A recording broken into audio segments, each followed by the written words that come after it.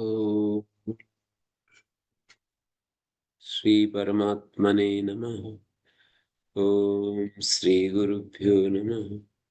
ओम विद्वद्भ्यो नमः। ओम मातृशक्तये नमः। ओम सर्वेभ्यो नमः।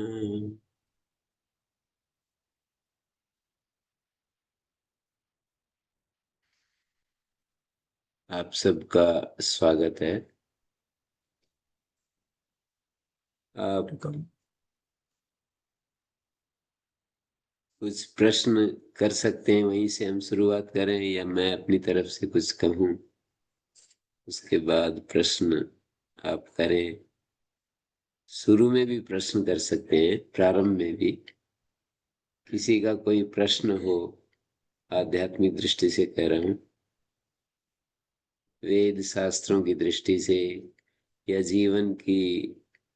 जीवन के स्वरूप को लेकर, जीवन की समस्याओं को लेकर आपका कोई किसी को क्वेस्ट हो, आप निरंतर जीवन जो जी रहे हैं उसमें एक कर्तव्य होते हैं, एक खोज होती है और एक समर्पण होता है। जो हम जीवन जीते हैं उसमें कर्तव्यों का पालन होता है, एक खोज होती है हमारी, और एक भक्ति भावना और समर्पण ये होता है। तीन चीजें मैंने कही। जैसे एक पिता के नाते हमारे कुछ कर्तव्य होते हैं, पुत्र के नाते हमारे कुछ कर्तव्य होते हैं, ड्यूटीज। पति के नाते कुछ कर्तव्य होते हैं, पत्नी के नाते कुछ कर्तव्य होते हैं, एक मित्र के साथ कर्तव्य होते हैं, भक्त के कर्तव्य होते हैं भगवान के लिए, सेवक के कर्तव्य स्वामी के लिए, स्वामी के कर्तव्य सेवक के लिए। आप अपने से बड़े किसी सीनियर के साथ काम करते हैं तो आपके कुछ कर्तव्य होते हैं कि सीनियर जो आपको बताए उसको पूरा करे। सीनियर के भी कुछ कर्तव्य हैं अपने कलीग के लिए कि वो उसको प्रेम से बतलाए, कैसे इतने बढ़िया ढंग से उनको व्यवहार करे कि वो उसको उत्साह में रहे। तो ये जो संसार है जो हम देख रहे हैं, इस संसार में एक तो कर्तव्यों का क्षेत्र है, कर्तव्यों की दुनिया है कि हमें परस्पर एक दूसरे के लिए कुछ, आप कुछ काम करते हैं, सभी कोई ना कोई कुछ न कुछ काम कर रहा है, कार्य कर रहा है। तो जहाँ जहाँ आप कुछ कर रहे हैं वो आपके कर्तव्य कहे जाएंगे। घर में कुछ काम अलग होते हैं, ऑफिस में काम होते हैं। कभी कभी एक बड़ा अधिकारी होता है, कोई डिप्टी कमिश्नर होता है, तो वो ऑफिस में डिप्टी कमिश्नर होता है, घर में आकर के भी यदि वो उसी भाव में जीने लगे तो प्रॉब्लम होने लगती है। ऑफिस का जो रैंक है वो घर में नहीं होता है, घर का रैंक ऑफिस में नहीं होता है। यदि इस बात को हम समझ लें, जब हम कोई सामान लेने के लिए जाते हैं दुकान पर, तो वहाँ ऑफिस का रैंक नहीं चलना चाहिए। वहाँ तो एक ग्राहक के रूप में हम उपस्थित होते हैं, और दुकान में हम एक विक्रेता के रूप में, वस्तु विक्रेता के रूप में उपस्थित होते हैं, वस्तु बेचने वाले के रूप में होते हैं। तो ये एक समझ की बात है कि एक जगह हम कुछ होते हैं तो दूसरी जगह वो चीज, अभी मैं आपके सामने कुछ चर्चा कर रहा हूं तो ये जो चर्चाएं हैं ये आपको ध्यान से सुनेंगे तो अवश्य ही आपको इससे मार्गदर्शन मिलेगा। उससे मार्गदर्शन मिलने से क्या होगा? आप अपना कर्तव्य को पहचानेंगे और अपने कर्तव्यों को और बढ़िया तरीके से पूरा करेंगे। जिस ढंग से आप पूरा करते आ रहे हैं और भी बेहतर तरीके से, अच्छे तरीके से उनको पूरा करेंगे। तो कर्तव्य होते हैं, और भगवान के प्रति जो कर्तव्य हैं उनको भी हमें समझना होता है। और एक खोज होती है कि हम कौन हैं, क्योंकि हम शरीर मन बुद्धि इंद्रियों के एक संघात के रूप में होते हैं। एक हमारा जो ये व्यक्तित्व है, पर्सनैलिटी है, जिसमें बहुत सारी चीजें मिल गई, तो हम उन सभी चीजों को मिला करके अपने स्वरूप को देखने लगते हैं। तो उसमें खोज करनी होती है कि इसमें वास्तविक चीज कौन सी है, जो सबके ऊपर जो सबके ऊपर शासन कर रही है, जो डोमिनेंट है। वो कौन सी चीज है हमारे इसमें? क्योंकि कई चीजें जब होती है, जैसे परिवार है, बहुत सारे लोग रहते हैं परिवार में, पति पत्नी बच्चे होते हैं, तो उनमें एक कोई उनमें कभी कभी देवियां डोमिनेंट होती हैं किसी घर में, कभी कभी पुरुष घर में जो है उसका वर्चस्व होता है। वो अपने आप हो जाता है, कोई कहने की जरूरत नहीं होती है कि हम जो है मेरी चलेगी, ऐसे कहने की जरूरत नहीं होती है। ऐसे कहते ही तो प्रॉब्लम शुरू होती है कि इस घर में मेरी चलेगी। ऐसा यदि हम मन में स्वीकार कर लें, मान लें और दूसरे को कह दें, तो यहीं से प्रॉब्लम शुरू हो जाती है। वो हमारा एक प्रभाव होता है, हमारे व्यक्तित्व का एक प्रभाव होता है, और वो प्रभाव हमारे ज्ञान, हमारे कर्म, हमारे व्यवहार उससे क्रिएट होता है। हमारा जो ज्ञान होता है, हमारा जो व्यवहार होता है, हमारा जो समझ होती है, अंडरस्टैंडिंग होती है, उस सब को लेकर एक प्रभाव, प्रभाव मानी हमारा इम्प्रेशन, वो दूसरों के सबके ऊपर हमारा एक इम्प्रेशन, छाप, तो वो प्रभाव एक एक का एक जगह होता है, संस्था में, देश में, सब जगह उसका एक प्रभाव होता है। कभी कभी वो प्रभाव सारे लोग मिल करके, जैसे अमेरिका में या भारत में प्रधानमंत्री या प्रेसिडेंट का चुनाव करते हैं, तो सब लोग मिल करके उसको वो पावर दे देते हैं एक व्यवस्था के अनुसार, और फिर वो प्रभाव दूसरों को भी स्वीकार होता है। तो कर्तव्य करने होते हैं हम जब हमारे पास, हम कहीं भी जो कार्य करते होते हैं, कोई अधिकारी होता है, कोई सेवक होता है, कोई किसी के पास छोटा पद होता है, किसी के पास बड़ा पद होता है, तो अपने अपनी गरिमा के अनुसार, अपने अपने गौरव के अनुसार, अपने अपने सामर्थ्य के अनुसार, अपना अपना जो भी जहां है उसके कर्तव्य पालन करने होते हैं। कर्तव्य पालन से क्या होता है, क्या मिलता है? हमारे कर्तव्य जो जो भी हैं उसका यदि हम पालन करेंगे तो हमें शांति मिलेगी, संतोष मिलेगा, सेटिस्फैक्शन मिलेगा, पीस, हैप्पीनेस, ये सब चीजें मिलेगी।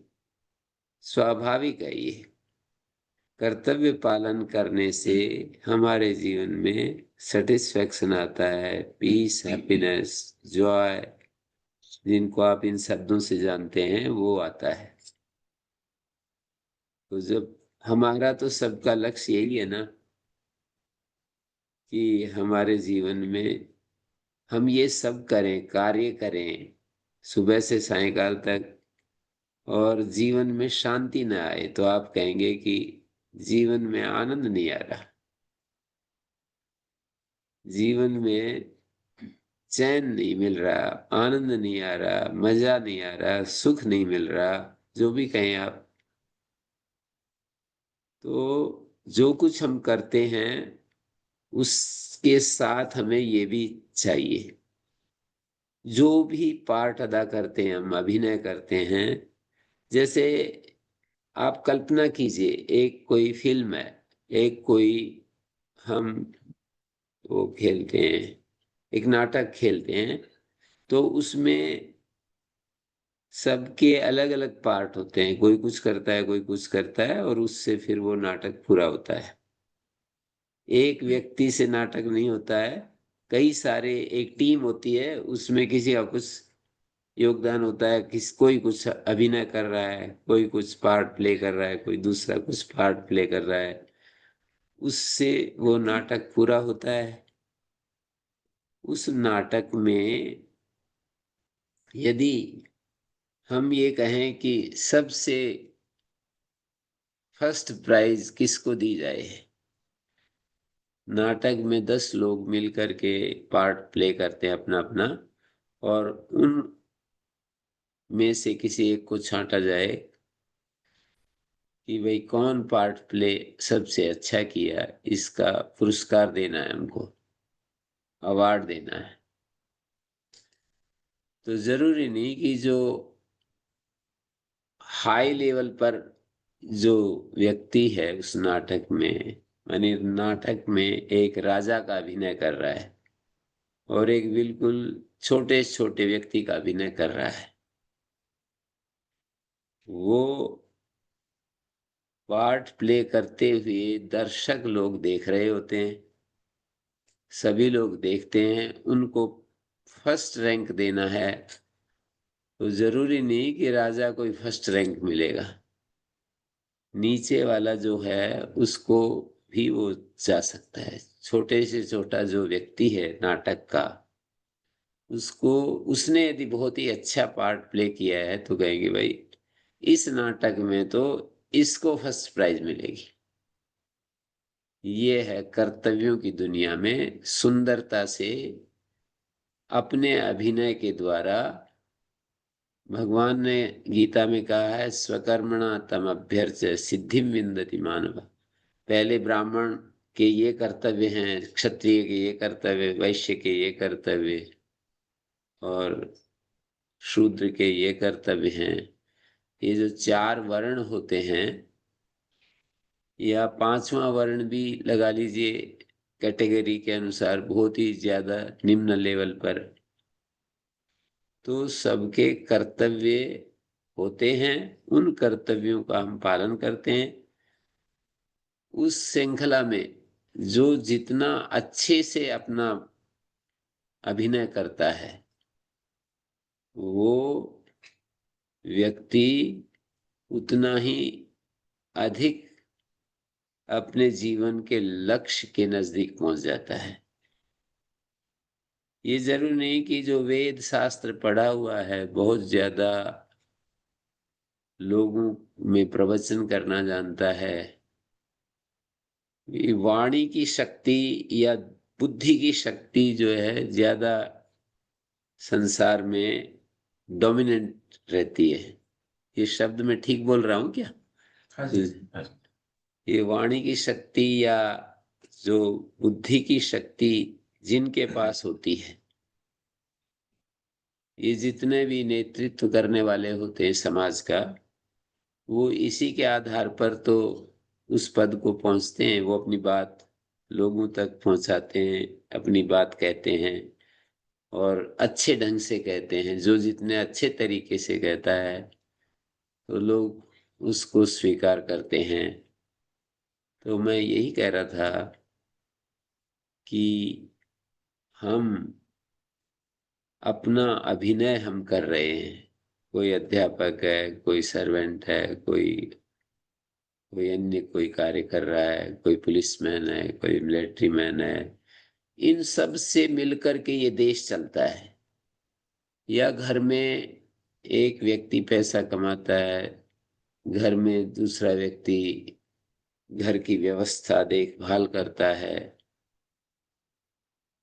दोनों का अपना अपना अभिनय है, दोनों का अपना अपना कार्य है। बच्चों का भी अपना अभिनय है। अब पैसे कमाने वाला व्यक्ति ये समझ ले कि मेरे बिना थोड़ी कुछ चलेगा,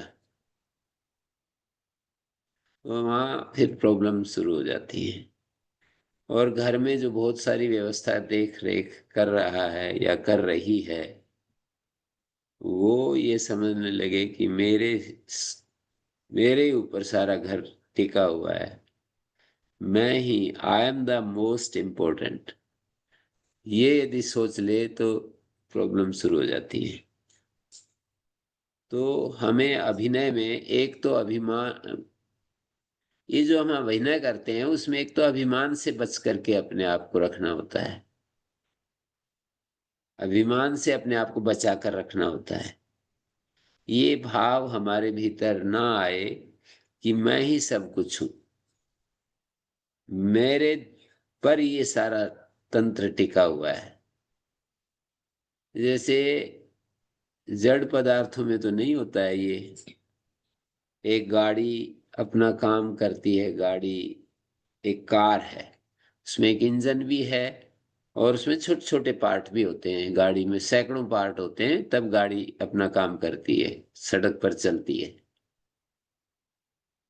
तो जड़ पदार्थों में ये भाव नहीं आता है कि इंजन ये कहे कि I am the most important part of this car, ऐसा नहीं। और एक छोटा पार्ट है, वो तो छोटे को ये अहंकार नहीं आता है कि मैं महत्वपूर्ण हूं। कभी कभी छोटे को भी आ जाता है। जैसे वो महसूस कर मेरे बिना नहीं चलेगा, तो वो प्रॉब्लम क्रिएट करने लगता है। मैं चला जाऊंगा, मैं यहाँ काम नहीं करूंगा। जैसे कहीं हम सेवक करते हैं, किसी कंपनी में कोई व्यक्ति काम करता है, फिर वो देख लेता है कि मेरा अल्टरनेट नहीं मिलेगा इनको, तो फिर वो बोलने लगता है कि मेरे को ये सुविधा देनी चाहिए, मेरे को वो सुविधा मिलनी चाहिए, मेरे को सुविधा नहीं तो मैं छोड़ करके चला जाऊंगा। तो ऐसे ही घर में, परिवार में, संस्था में, सब जगह, जीवन के विविध प्रसंगों में हमारे अंदर ये जो अहंकार नाम की चीज है जब आ जाती है, तो यहां से प्रॉब्लम शुरू हो जाती है। यज्ञ करते समय कई सारे लोग मिलकर के यज्ञ को करते हैं। उसमें यदि यजमान और यज्ञ कराने वाला पुरोहित, ब्रह्मा, मंत्र बोलने वाले कुछ होते हैं, अध्वर्यु, उद्गाता, अलग अलग उसमें हवन सामग्री होती है, मंत्र होते हैं। हम किसको सबसे महत्वपूर्ण समझें, ऐसा नहीं होता है। किसी एक को महत्वपूर्ण नहीं समझा जा सकता। यजमान के बिना भी यज्ञ नहीं होता, यही कहना पड़ेगा। यजमान के बिना भी यज्ञ नहीं होता है, और पुरोहित के बिना भी नहीं होता है, मंत्र पढ़ने वालों के बिना भी नहीं होता है। और जो सामग्री प्रयोग होती है उसमें घी सामग्री आदि, उसके बिना भी यज्ञ नहीं होता। समिधा ना हो तो, अग्नि ना हो तो यज्ञ पूरा नहीं होगा। समिधा ना हो तो नहीं होगा। तो जैसे वहां पर छोटे, एक एक जगह जाकर के हम किसी चीज को देखते हैं तो वो नियम सब जगह काम होता है। यज्ञ वही नहीं होता है जो हम अग्नि जलाकर आहुति देते हैं। ये सब भी बड़े बड़े काम, जो घर चलाते हो, ये भी एक यज्ञ हो रहा है। और पूरा देश के ऊपर जाकर के देखें तो देश में भी एक यज्ञ हो रहा है। वहां पर भी बहुत सारे लोग मिल मिल करके, और जिस देश में, जैसे जापान का उदाहरण दिया जाता है कि बहुत तरक्की कर रहा है, उसका कारण यही है कि वो जो सभी लोग अपने कर्तव्य को समझते हैं कि हमारा कर्तव्य क्या है देश के प्रति। इसलिए उनकी इतनी प्रगति उन्नति इतने थोड़े समय में बहुत ज्यादा हो गई है। इतना नष्ट भ्रष्ट हो गया था वो जो परमाणु बम के कारण, और वो सब जानते हैं। तो हम अपने कर्तव्यों को पहचाने, ये मेरे का कर्तव्य है। हम सब मनुष्यों का, ह्यूमन बीइंग्स का एक कर्तव्य है कि हमारे पास जो है वो दूसरों के सेवा में लगता रहे, दूसरों के काम आता रहे, लेकिन उसमें अहंकार का प्रवेश ना हो। हम तो दूसरों के काम आए, पर उस काम आने की श्रृंखला में हम अपने को महत्व देने लगते हैं, अतिरिक्त महत्व देने लगते हैं। दूसरे महत्व दें ये तो अच्छा है, दूसरे तो अपना कर्तव्य का पालन कर रहे हैं, पर मेरा कर्तव्य ये नहीं है कि मैं अपने काम करते हुए, सेवा करते हुए अपने को महत्वपूर्ण मानने लगूं। ये हमारा कर्तव्य नहीं है। ये हमारी समझ का दोष है, ये हमारी अंडरस्टैंडिंग का दोष है कि अपने सामर्थ्य का हम प्रयोग करके और हम दूसरों पर एहसान थोप वो करने लगते हैं, एहसान थोपने लगते हैं कि मेरे बिना ये सब नहीं चलता है, मैं ही इसका महत्वपूर्ण घटक हूँ, हिस्सा हूँ। घटक मानी हिस्सा, पार्ट। तो ऐसा हमें बच करके रहना पड़ता है। ये जो सत्संग आदि करते हैं, इससे यही तो मार्गदर्शन मिलता है कि हम कैसे जिए। मनोरंजन थोड़ी होता है यहाँ पर, जीवन की समझ पैदा होती है इससे। मनोरंजन के तो बहुत सारे साधन होते हैं। मन को खुश करने के लिए पिकनिक करते हो आप, मूवी देखते हैं और कुछ करते हैं। तो ये जो सत्संग है, इसको तो हमें समझ पैदा करने का साधन हमारे हमारे लिए। इस सत्संग से हम और बेहतर जीवन जिएंगे, दुख मुक्त जीवन जिएंगे, सुखों से भरा हुआ होगा हमारा जीवन। सत्संग करके भी यदि ये समझ पैदा नहीं होती ना, तो फिर सत्संग में कुछ कमी है। सत्संग का जो प्रयोजन है वो सामने नहीं रखा गया। सत्संग का जो लक्ष्य है वो विचार नहीं किया गया। तो सत्संग का लक्ष्य ये है कि हमें ये बताए कि हमारा जीवन किस लिए है, हम जीवन को किस प्रयोजन के लिए जी रहे हैं। खाना पीना सोना, बच्चों को जन्म देना, उनका पालन पोषण कर देना, उनको अच्छा खिला देना, ये इतना मात्र जीवन का लक्ष्य नहीं है। ये सब तो सभी के जीवन में होते रहते हैं, पर इतने मात्र से जीवन का फुलफिलमेंट नहीं है। जीवन की फुलफिलमेंट इतने से नहीं है, तभी हमें कुछ समथिंग इज लैकिंग ऐसा हमें प्रतीत होता है। जब हम ये सब कुछ करते हुए भी अतृप्त हैं, सेटिस्फाइड नहीं है, तो इसका अर्थ है कि कुछ कुछ गड़बड़ हो रही है, कुछ चीज है जो छूट रही है। तो उसको ही हमें सत्संग से पूर्ति होती है, स्वाध्याय से पूर्ति होती है, और अपनी खोज से पूर्ति होती है, समर्पण से पूर्ति होती है। यानी मैंने बताया कर्तव्य एक पार्ट है। कर्तव्य के बाद यदि हम अभी तृप्त नहीं है, कर्तव्य पालन करने के बाद कुछ ऐसी प्रॉब्लम्स आ गई, कर्तव्य तो ठीक किया था, लेकिन कर्तव्य के साथ कुछ ऐसी प्रॉब्लम आ गई जिनके चलते जीवन अनहैप्पी हो गया, जीवन मिजरी युक्त हो गया, जीवन में दुख, हमारा बेचैनी, इरिटेशन, एंगर, जेलसी, एनवी, ये सारी चीजें हमारे को पीछा नहीं छोड़ रही। तो इसका अर्थ है कि हमने अपनी खोज ठीक से नहीं की, या किसी अंतिम तत्व को स्वीकार करके अपना समर्पण नहीं किया। कोई अंतिम चीज तो है, एक जिसको शास्त्र बताते हैं, कोई एक अंतिम चीज है, उसे हमें समर्पण करना होता है। जो सुप्रीम है उसको हमें समर्पण करना होता है। जिसको हम सुप्रीम मान लेते हैं उसको हमें समर्पण करना होता है। तो उस अंतिम चीज को हमने समर्पण नहीं किया है, या अपनी खोज नहीं की है। नहीं तो कर्तव्य पालन के बाद यदि हमने ठीक कर्तव्य पालन कर दिया तो हमें शांति तो उसका परिणाम के रूप में मिलनी चाहिए। माँ ने अपना कर्तव्य पूरा निभा दिया, पिता ने अपना कर्तव्य पूरा निभा दिया, तो माता पिता को घर में संतोष मिलना चाहिए। नहीं मिल रहा है तो कर्तव्य पालन करने के बाद भी कुछ चीजें बच गई, जिसके कारण से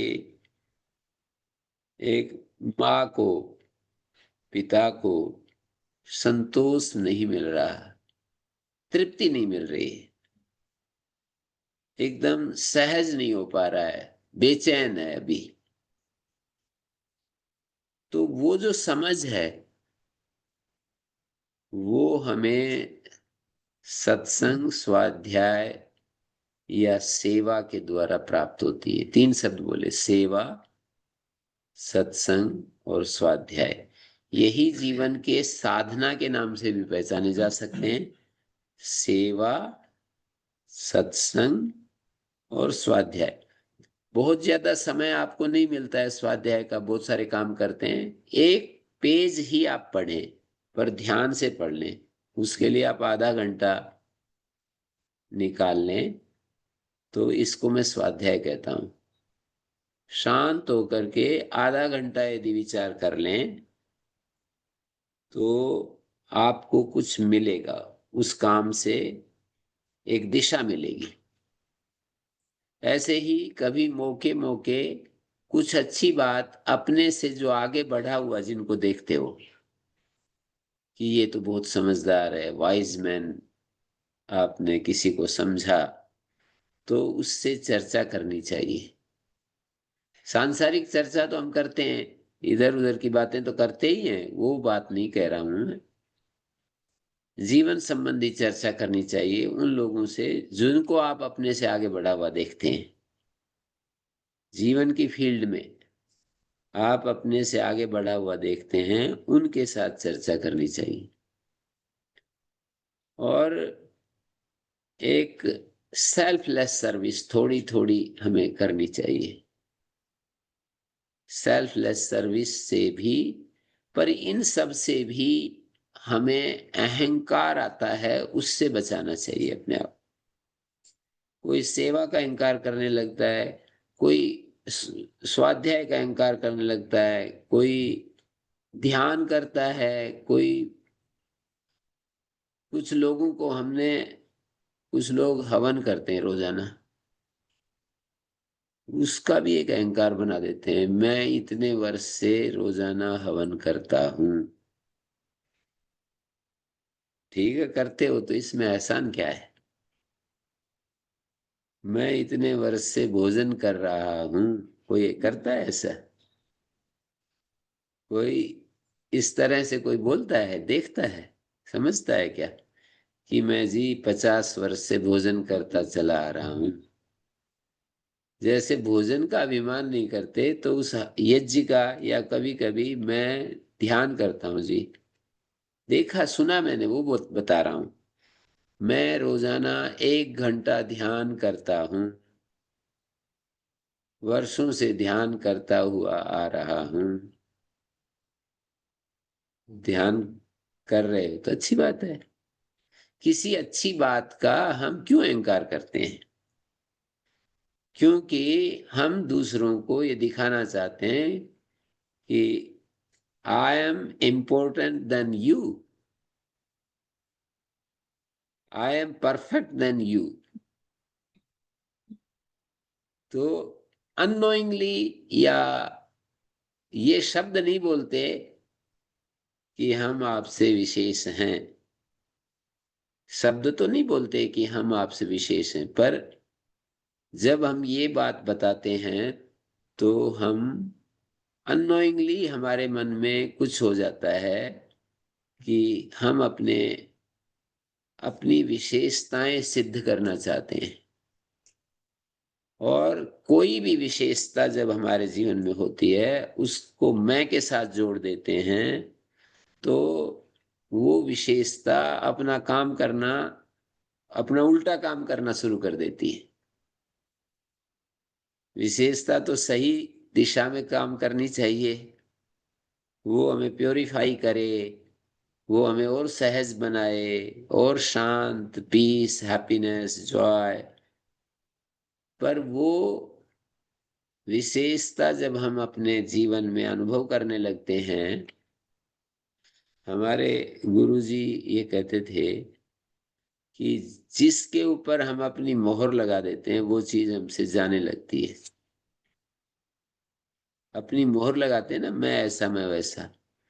तो यदि हम कभी कभी हम अपनी मोहर गलत चीज को लेकर के भी लगाते तो हैं, पर उसमें भी अहंकार ही दिखाते रहते हैं कि मैं इतना सरल हूं, मैं इतना ही।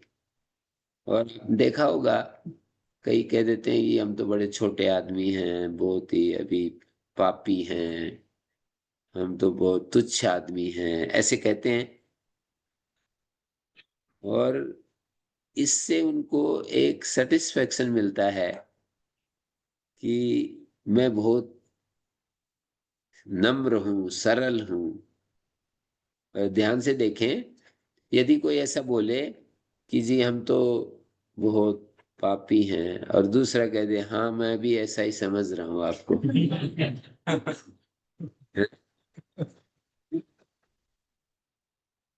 भी ऐसा ही देख रहा हूं, तो असहनीय बात हो जाएगी ना।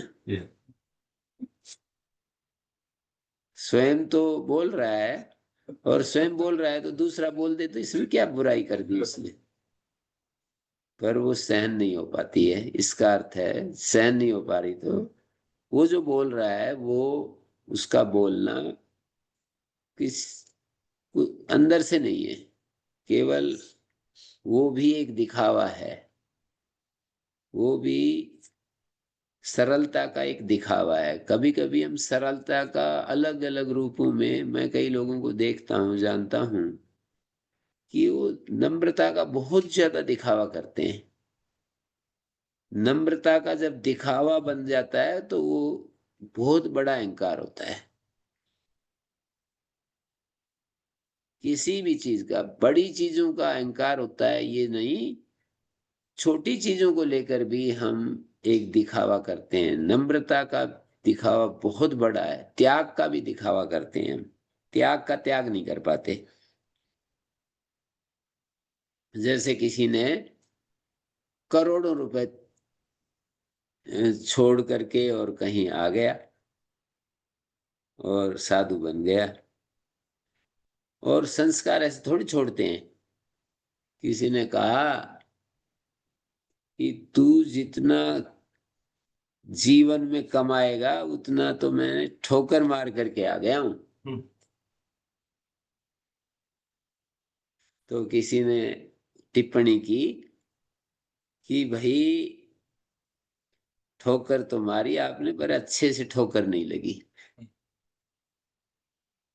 ठोकर जो है, ठीक से ठोकर नहीं लगी।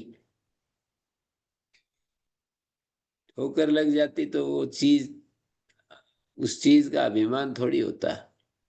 तो मैं ऐसा देखता हूं कि अहंकार जीवन की सबसे जटिल समस्याओं में से एक है। अहंकार के चलते ये मानव समाज सुखी नहीं हो सकता।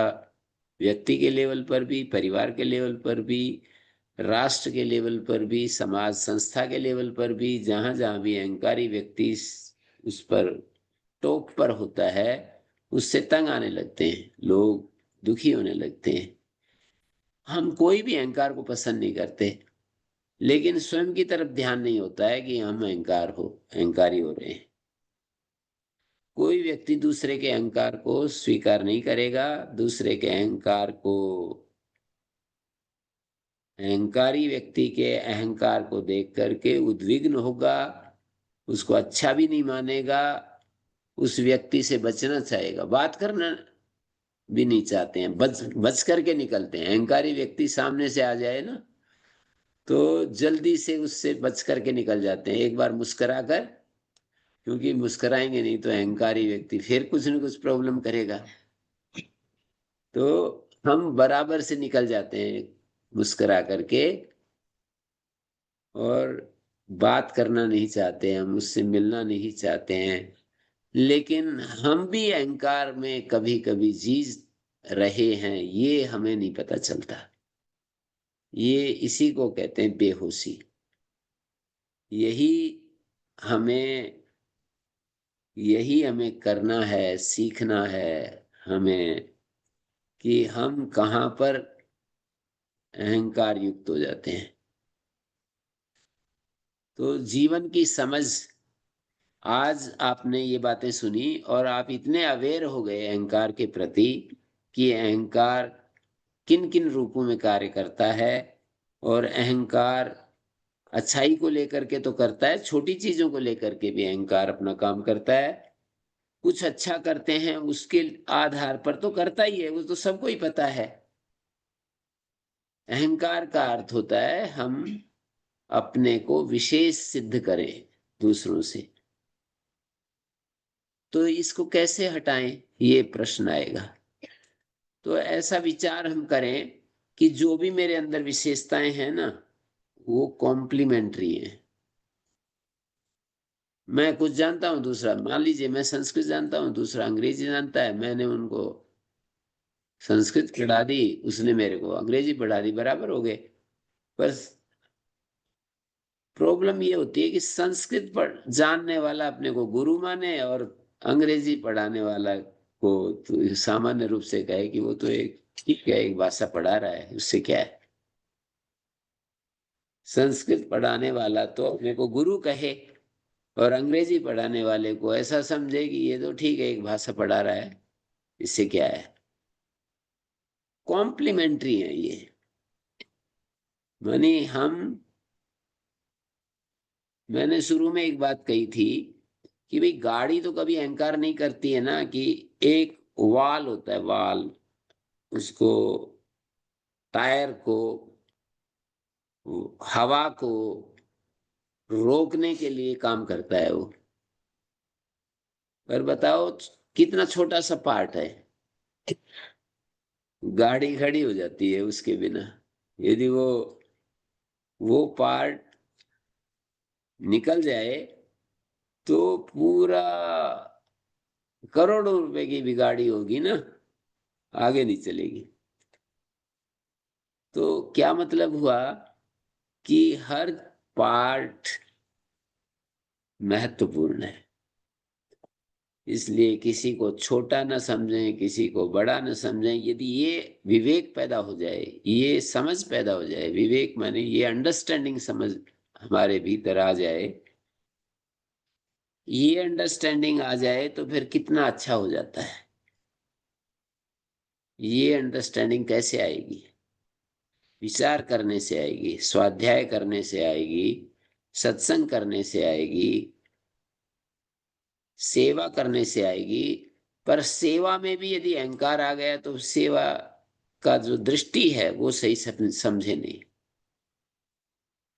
सेवा में भी बड़ा अहंकार, जैसे मैंने कहा था कि कोई उपासना करता है, ध्यान करता है, कोई हवन करता है, कोई दान देता है, दान में भी खूब अहंकार आता ही है, वो तो आप जानते ही हैं।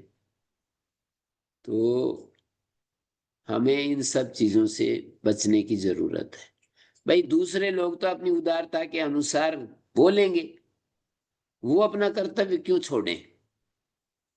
हम कुछ अच्छा करेंगे तो दूसरे तो अपना कर्तव्य पूरा करेंगे। हम अच्छा कर रहे हैं समाज में कुछ न कुछ हम अच्छा करेंगे। अभी मैं तो मीता माता जी की प्रशंसा करूंगा, शेखर जी की बढ़ाई करूंगा, मैं तो, ये मेरा कर्तव्य है कि इन्होंने मेरे को मौका दिया, आपसे मिलाया, यहाँ लाए, ये तो मेरा कर्तव्य है ना, मैं अपना कर्तव्य क्यों छोड़ूं? तो मैं तो अपना कर्तव्य करूंगा। देखना क्या हो गया। मैं तो अपना कर्तव्य पूरा करूंगा, पर उस कर्तव्य पालन करते हुए दूसरा व्यक्ति जो है उसको विचार करना है। हम वैसा ही मान लेते हैं, ये दिक्कत होती है। कोई हमारे बारे में कुछ कहता है और हम वैसा ही मान लेते हैं, तो कैसा माने? वो तो मानने की बात है। हम ये मान लें कि भाई ये अपनी उदारता में हमारे को अच्छे अच्छे शब्द बोल रहा है, मेरे गुण नहीं बता रहा, अपनी उदारता का प्रयोग कर रहा है। देखो इतने में ही अंतर हो जाता है, कांटा सा बदल जाता है पूरा,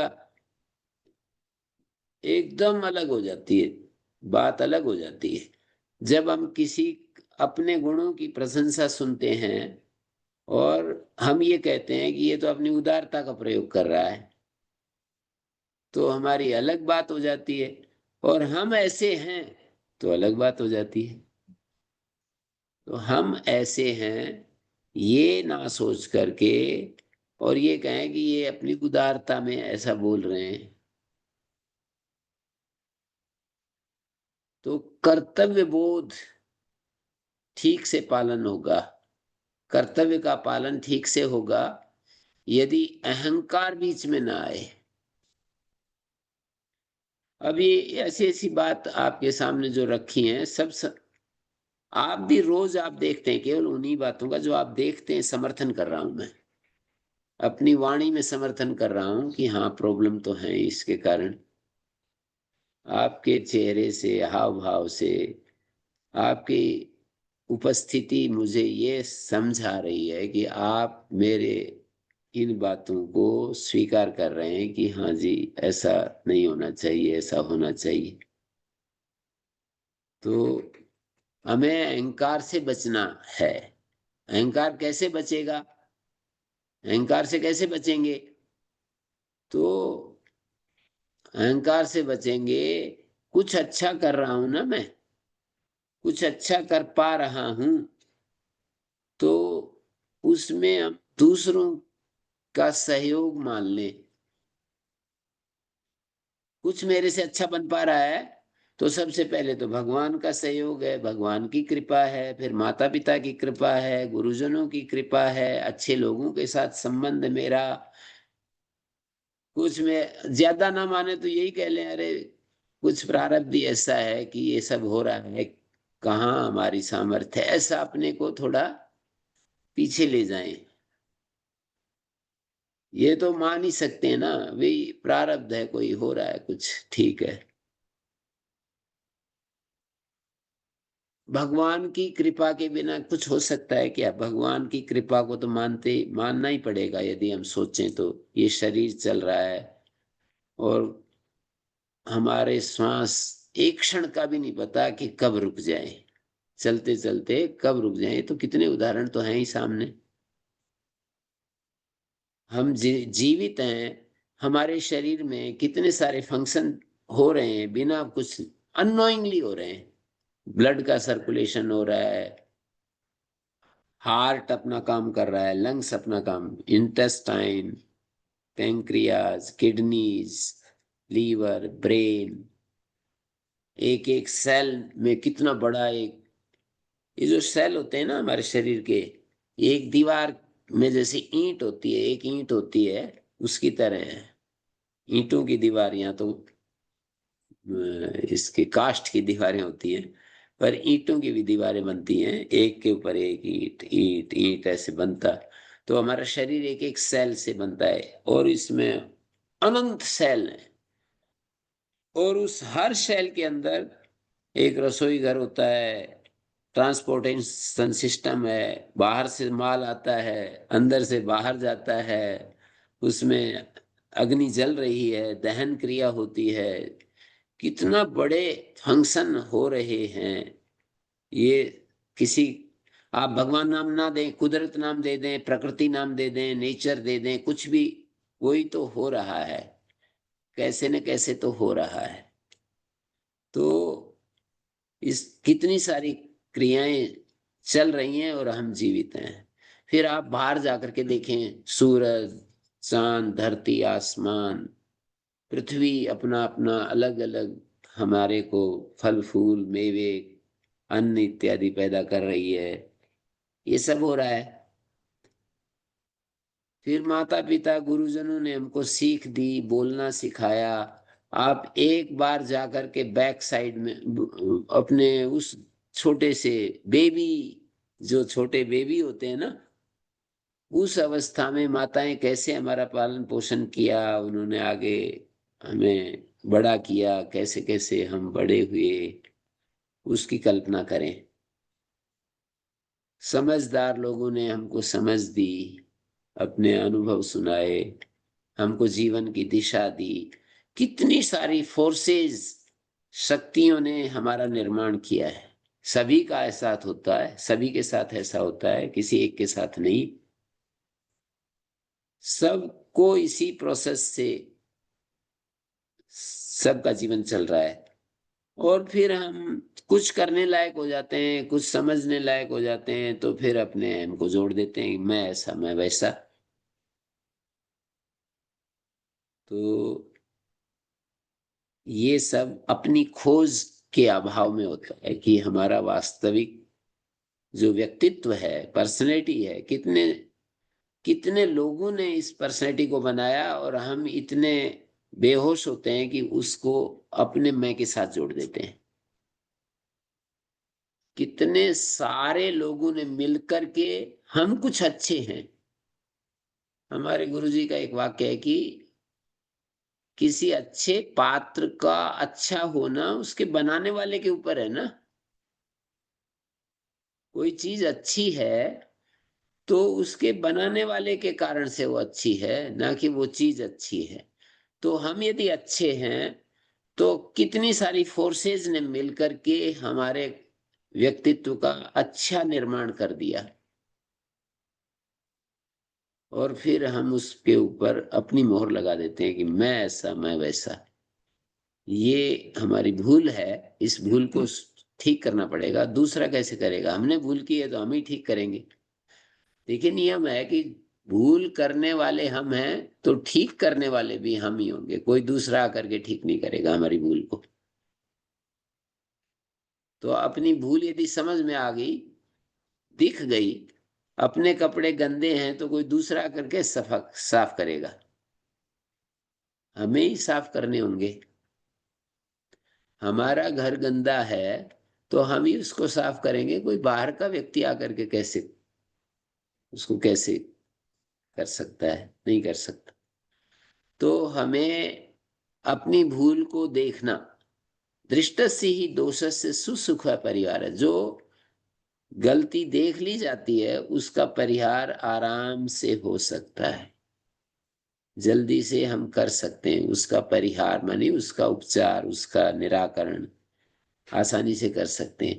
तो हमें अपनी भूल को देखना, और भूल दिख गई तो किसी न किसी तरह से उसका उपचार भी हो ही जाएगा। भूल दिख गई तो उपचार हो जाएगा, नहीं दिखती है तो फिर ऐसी चलती रहती है। कभी न कभी दिख जाए, दिख गई तो काम शुरू हो जाएगा। कितनी सारी भूलें होती हैं, कहीं प्रतिक्रिया की भूल है, कहीं शिकायत की भूल है, कहीं कुछ भूल है। हम सब शिकायतें करते रहते हैं, हम सब प्रतिक्रियाएं करते हैं, रिएक्शंस करते रहते। कुछ भी बात आती है तुरंत रिएक्ट हो जाता है। इन भूलों को हमें देखना चाहिए, ये सब खोज के कारण होगा।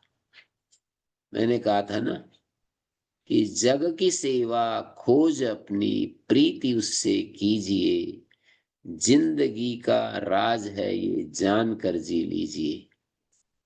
जग की सेवा, कर्तव्य पालन से जग की सेवा होगी। अपना जो फर्ज है उसको हम पूरा करेंगे। अपने पास जो है उससे हम दूसरों की सेवा करना चाहें, अपने पास जो है वो दूसरों के काम आए, ऐसी बुद्धि बनाएं कि हमारे पास जो है वो दूसरों के काम आए। माता पिता के पास जो है बच्चों के काम आ जाए। बच्चों का कर्तव्य ये होता है कि उनके पास जो है माता पिता के काम आ जाए। माता पिता बस यही तो चाहते रहते हैं कि बच्चे अच्छे बने, बच्चे समझदार होकर जिए, बेसमझ होकर ना जिए। एक इतनी सी बात होती है माँ बाप की, और कुछ चाहत नहीं होती। माँ बाप की चाहत इतनी होती है कि बच्चे अच्छे बने, बेसमझ होकर के ना जिए। तो ये बच्चे अपना कर्तव्य पूरा करें कि हमें जो है बेसमझ होकर नहीं जीना। माता पिता भी इसी तरह अपना कर्तव्य पूरा करें। और यदि हम भक्त हैं तो भगवान के प्रति हमारा कर्तव्य क्या है? उस दाता ने हमको इतना ज्यादा दिया है कि उसकी कृतज्ञता का भाव सदा बना रहे। ये भक्त के नाते भगवान के प्रति कर्तव्य है।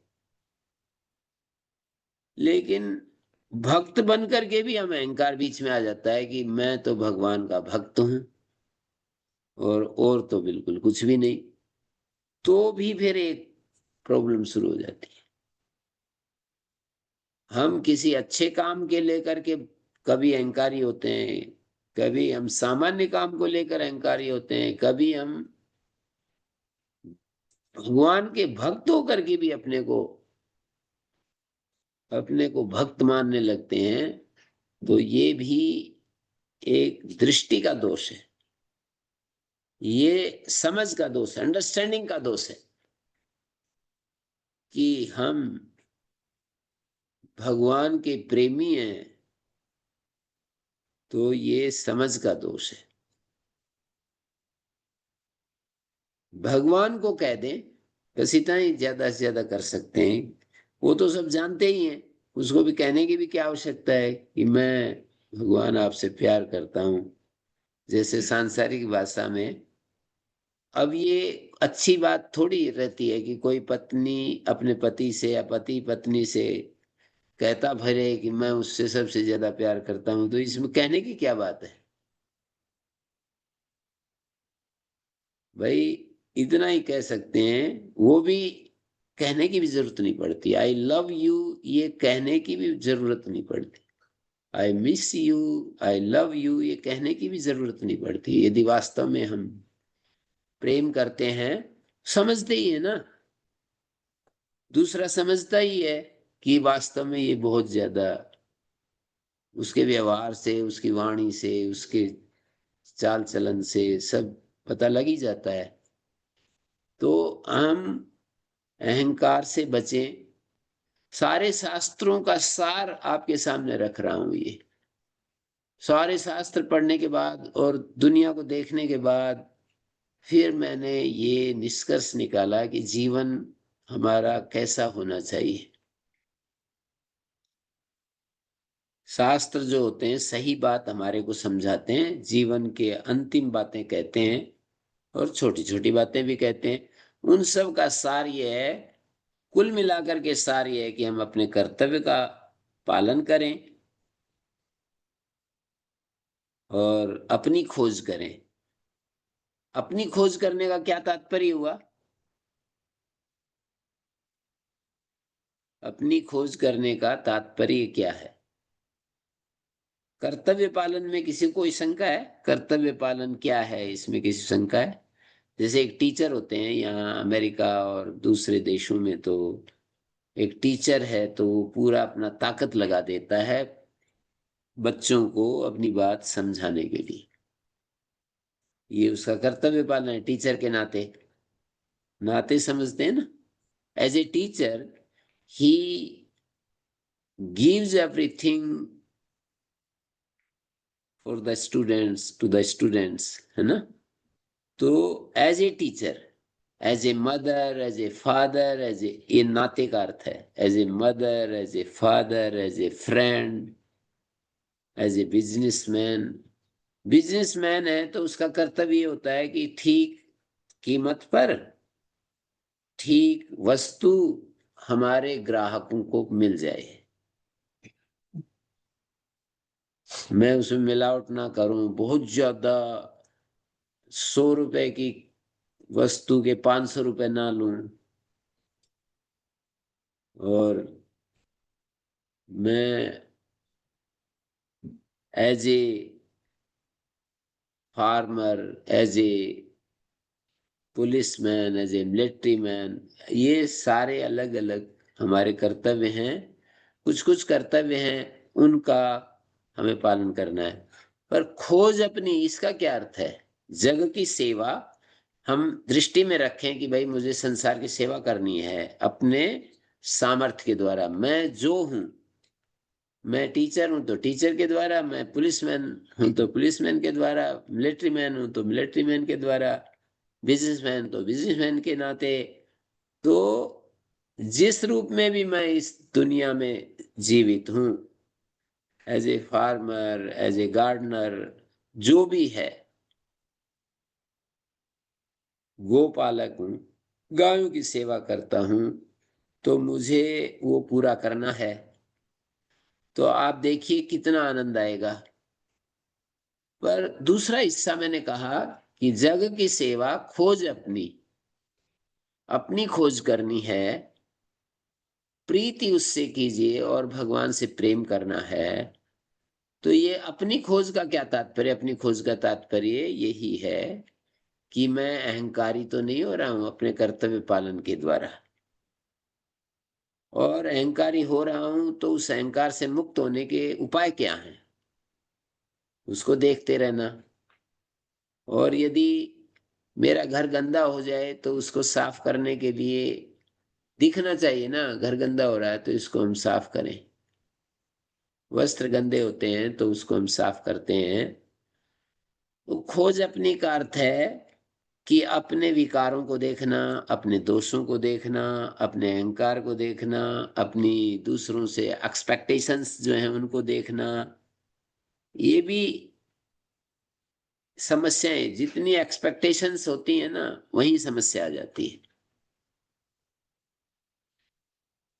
हम काम करें और बच्चों को दिशा दें, पर एक्सपेक्टेशन आ गई तो समस्या खड़ी हो जाएगी उसी समय। मैं देखता हूं ऐसे कि एक्सपेक्टेशन आते ही और हम खिन्न हो जाते हैं, मिजरी शुरू हो जाती है, दर्द शुरू हो जाता है, पीड़ा शुरू हो जाती है, कष्ट शुरू हो जाता है, दिक्कतें शुरू हो जाती है। तो अपनी खोज करने के लिए हमें इन सब दोषों को, विकारों को देखना है। कहीं मैं ईर्ष्या तो नहीं कर रहा किसी से, कहीं द्वेष तो नहीं कर रहा हूं, कहीं मेरा अटैचमेंट तो नहीं है, कहीं मैं मोह में तो फंसा हुआ नहीं हूं। ये सब अपने विकारों को हमें देखना है, और अहंकार को देखना है, और चीजों को मैंने होल्ड करके तो नहीं रखा हुआ है, ममता को देखना है। ममता, ममता का अर्थ क्या होता है? मेरापन। कहाँ कहाँ मैंने मेरापन मैंने फैला दिया है, कहाँ कहाँ मैं को मैंने फैला रखा है, मैं ऐसा मैं वैसा। ये सब खोज के विषय हैं। मेरा मन कैसे सोचता है, मेरा मन में क्या क्या इच्छाएं आती हैं, मेरे मन में कहाँ कहाँ भय, तृष्णा, लालच, ये सब आते हैं। कहाँ कहाँ मैं शिकायत करता हूँ, कहाँ कहाँ मैं, ये सारा चक्र मेरे ऊपर हावी होता है। इसको देखने का नाम है खोज करना, खोज अपनी। और फिर ये जो खोज है, इसके करते करते एक आत्मा है, एक अनात्मा है। ये दो चीजें, दृष्टा है, दृश्य है, इनको भेद करके देखना, ये भी उसी खोज का फिर हिस्सा आखिरी में जा करके आता है। कि मेरा इस व्यक्तित्व में एक हिस्सा तो सबसे ज्यादा शास्त्र ये कहते हैं कि उस हिस्से की खोज करनी चाहिए, उसका राज्य इसके ऊपर होना चाहिए, अनात्मा के ऊपर। आत्मा का अनात्मा के ऊपर राज्य होना चाहिए। आत्मा तो बिल्कुल सहज है, शांत है, निर्विकार है, निर्दोष है। आत्म तत्व जिसको हम कहते हैं, वो ऐसा ऐसा बताया शास्त्रों में। हम तो नहीं जानते, पर शास्त्रों में बताया है, शास्त्रों को प्रमाण मानते हैं। तो प्रमाण का मतलब सही बात कहने वाला, सही ज्ञान देने वाली चीज को प्रमाण कहते हैं। जैसे आंख प्रमाण है कि आप लोग यहाँ पर बैठे हैं।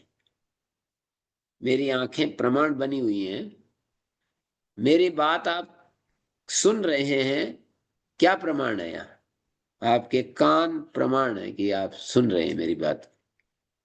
आप किसी चीज को छूते हैं तो क्या प्रमाण है कि आप किसी वस्तु को छुआ है? आपकी त्वचा, कोई गंध आ रही है तो क्या प्रमाण है कि गंध आ रही है? आपकी नासिका आपको बताती है कि कोई गंध आ रही है। तो पांचों इंद्रियों के विषय इंद्रियों के द्वारा जाने जाते हैं, तो इंद्रियां प्रमाण होती है। प्रमाण का समझना बहुत जरूरी होता है। प्रमाण क्या क्या होते हैं और क्या क्या नहीं होते हैं, ये यदि साफ साफ हमें पता चल जाए तो बहुत ही जीवन में एक विवेक पैदा हो जाएगा। शब्द, स्पर्श, रूप, रस और गंध, तरह तरह के रस मुझे मिल रहे हैं, क्या प्रमाण है? रसना प्रमाण है। सुख दुख हमें हो रहा है, क्या प्रमाण है? हमारा मन प्रमाण है कि मेरे को सुख मिल रहा है, दुख मिल रहा है। तो इसी तरह से जब हमारे को जीवन में सहजता होती है, जीवन में सरलता, सहजता और बिल्कुल इजीनेस, बहुत ही फीलिंग्स, बढ़िया गुड फीलिंग्स जीवन में होती हैं, तो क्या प्रमाण है कि सब कुछ ठीक ठीक चल रहा है। सब कुछ ठीक ठीक चल रहा है, इस बात को हम जानते हैं इस रिजल्ट से। जैसे घड़ी की छोटी सुई होती है, उसको चलता हुआ किसी ने देखा है? घड़ी की छोटी वाली सुई है ना, उसको चलता हुआ देखा है? लेकिन परिणाम से जानते हैं कि चल रही है। वो 1 घंटे बाद स्थान बदल देती है, बदला हुआ मिलता है हमको। छोटी वाली सुई का 1 घंटे बाद स्थान बदला हुआ मिलता है। 1 से 2 पर आ जाती है, 2 से 3 पर आ जाती है, 3 से 4 पर आ जाती है छोटी वाली सुई। तो उससे क्या अनुमान करते हैं, हम क्या हमारे को बोध होता है कि उसमें भी गति है, चाहे दिखे नहीं, चाहे हम देख ना पाए, पर उसके अंदर गति है। इसको अनुमान प्रमाण कहते हैं। हमने आंखों से देख लिया, ये तो एक चीज है, पर कोई चीजें नहीं दिखती हैं फिर भी हो रही हैं। जैसे शरीर के अंदर कितनी सारी क्रियाएं हो रही हैं, हम तो नहीं देखते, पर फिर भी उनको मानते हैं कि हो रही है। तो हमारे को अनुमान प्रमाण, ऐसे ही एक शब्द प्रमाण होता है। कुछ चीजें ऐसी होती हैं जो अनुमान से भी नहीं जानी जाती, प्रत्यक्ष से भी नहीं जानी जाती, तो फिर किसी महा आत्मा या किसी वेद वाक्य के द्वारा हम मानते हैं कि भाई ये है। कुछ चीजें ऐसी होती हैं अनुमान से भी नहीं जानी जा सकती। अभी नदी में पानी बह करके आ रहा है, गंदा गंदा पानी है, धुंधला धुंधला, गदला गदला, मतलब पीला, मिट्टी मिट्टी मिला हुआ पानी है, तो है ना, अनुमान है कि कहीं वर्षा हुई है। और हमारे शरीर, ये छोटे छोटे बच्चे भी घूम रहे थे, एक दिन 20-25 साल में बड़े हो जाएंगे, कि इनके शरीर बढ़ रहे हैं, चाहे दिखते नहीं बढ़ते हुए, पर ग्रो कर रहे हैं, बढ़ रहे हैं शरीर। पर कुछ चीजें ऐसी होती हैं बिल्कुल प्रत्यक्ष अनुमान से, प्रत्यक्ष से भी नहीं जानी जाती, अनुमान से भी नहीं जानी जाती, फिर उनको हम शब्दों से जानते हैं, वेद वाक्य से जानते हैं, या आप पुरुषों के वचनों से जानते हैं उन वाक्यों को, जो तपस्या करते हैं ना, ऐसे जीवन को, ऐसे पूरा पूरा जीवन ऐसे लगा दिया, खोज में लगा दिया उन्होंने, जो खोज करके हमें रखा, बताई बात, उससे हम जानते हैं। उसको शब्द प्रमाण कहते हैं, आगम प्रमाण, शास्त्र प्रमाण, कुछ नाम ले रख दीजिए। तो खोज अपनी, शास्त्रों ने हमको बताया, प्रत्यक्ष अनुमान से नहीं जानते, शास्त्र से जानते हैं कि हमारे व्यक्तित्व में एक आत्मा नाम की चीज भी होती है, कॉन्शियसनेस, अवेयरनेस, एक ऐसी चीज है जो है और सबसे पावरफुल है वो, वहीं से सारी चीजें निकलती हैं, उसी से ये व्यक्ति हमारा जो, उसी आत्मा से ये शरीर के सारे अंग प्रत्यंग जो दिखाई देते हैं ना, वहीं से सारा ज्ञान निकलता है। वो उसकी खोज करना, खोज अपनी, उसकी खोज कैसे होती है? विचारों से परे जब चले जाते हैं ना, थॉटलेस स्टेट में, माइंडलेस माइंड, उस उस स्टेट में हमें उसका पता चलता है। थॉटलेस स्टेट में जब होते हैं तो उसका पता चलता है। थॉटलेस कैसे हो आप देखें, विचार को देखते रहें, थोड़ी देर के लिए अपने भीतर भ्रिकुटी में ध्यान करें और बिल्कुल एकदम शांत देखते रहें।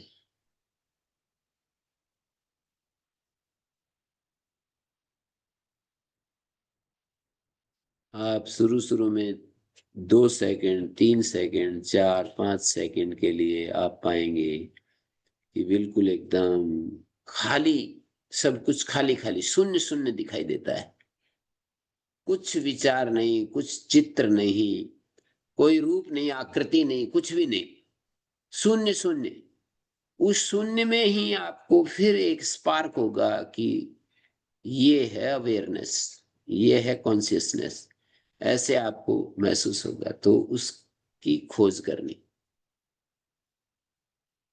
और प्रीति उससे कीजिए जिसके कारण ये सारा सब कुछ सौंदर्य भरा संसार जिसके कारण से है, उससे प्रेम करना, उसके प्रति कृतज्ञता, उसके प्रति अपना समर्पण।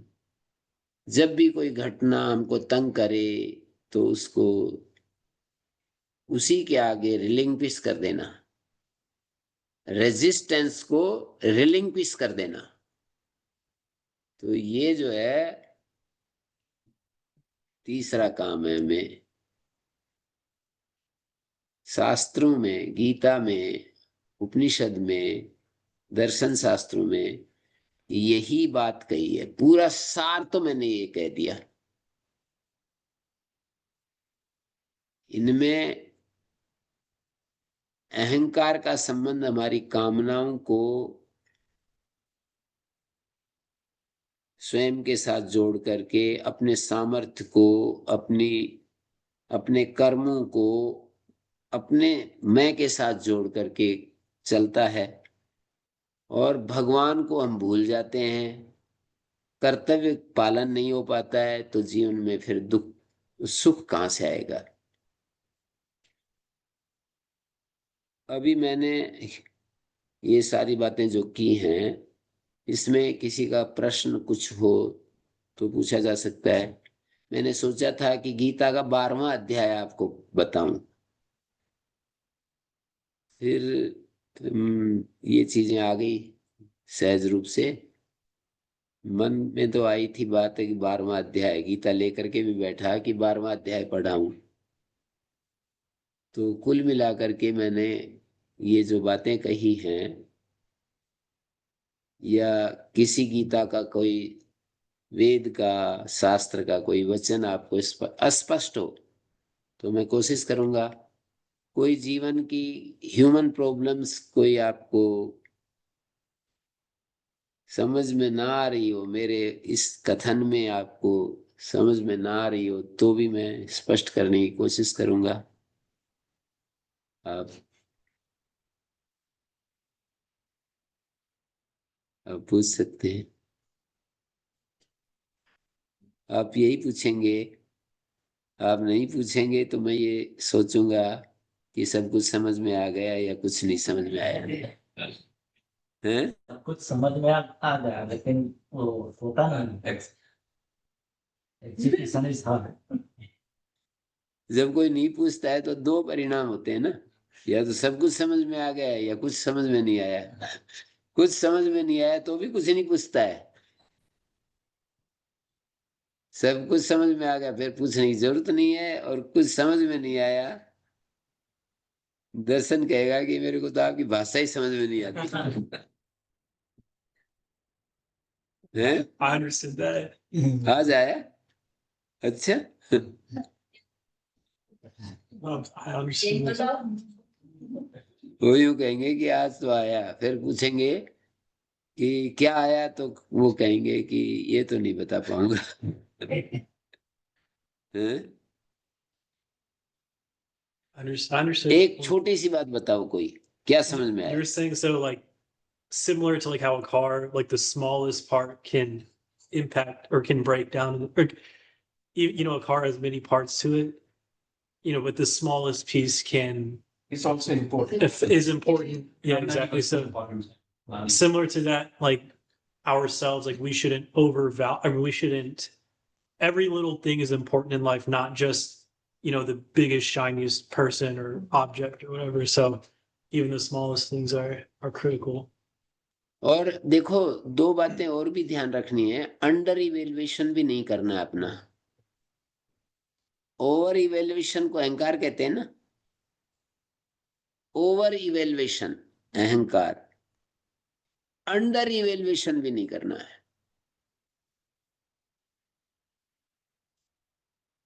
दोनों से बचना है।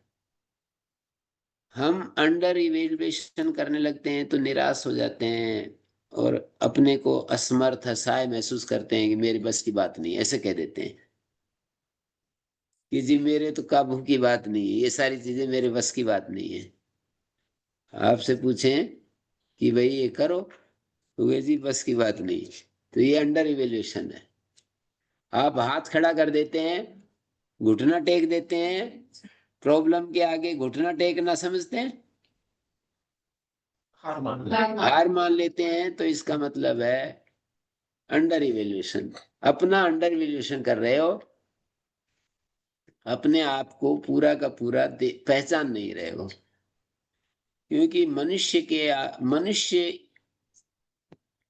गुह्यम ब्रह्म तदहम तदिदम ब्रवीमि नहीं मानुषात् श्रेष्ठ तरम ही किंचित। महाभारत में एक वाक्य आता है कि ये गुह्य ब्रह्म है, ये मनुष्य नहीं है, ये छुपा हुआ परमात्मा है, छुपा हुआ परमात्मा है, और वो तो सर्वशक्तिमान है, सर्वसमर्थ है, अद्वितीय है। परमात्मा कैसा है? सर्वसमर्थ। कैसा है? अद्वितीय। माने अद्वितीय किसको कहते हैं? जिसके जैसा कोई दूसरा हो नहीं, जिसके तरह का कोई दूसरी चीज हो नहीं, उसको अद्वितीय कहते हैं।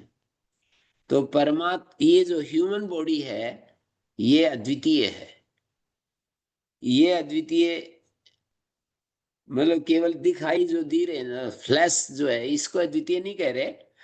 इस ये पूरा जो व्यक्तित्व है, इसके अंदर जो छुपा हुआ ब्रह्म है ना, परमात्मा है, ओमनीपोटेंट, ओमनी प्रेजेंट, ओमनीसियंस, उसके लिए कह रहे हैं कि ये गुह्य ब्रह्म है, और वो मानुषात श्रेष्ठ तरम नहीं, मानुषात श्रेष्ठ तरम ही किंचित। इस मनुष्य से श्रेष्ठ तर और कोई नहीं है। तो जब हार मान लेते हैं तो फिर अंडर इवेल्युएशन हो गया ना। और ओवर इवेल्यूशन का मतलब ये होता है कि हम अपनी छोटी छोटी चीजों को पकड़ करके अपने आप को, छोटी छोटी घटनाओं को पकड़कर, कर्मों को पकड़कर, थोड़ी थोड़ी समझ को, थोड़े थोड़े अनुष्ठान को पकड़कर हम अपने आप को बहुत ज्यादा अंक देने लगते हैं, बहुत ज्यादा नंबर दे देते हैं।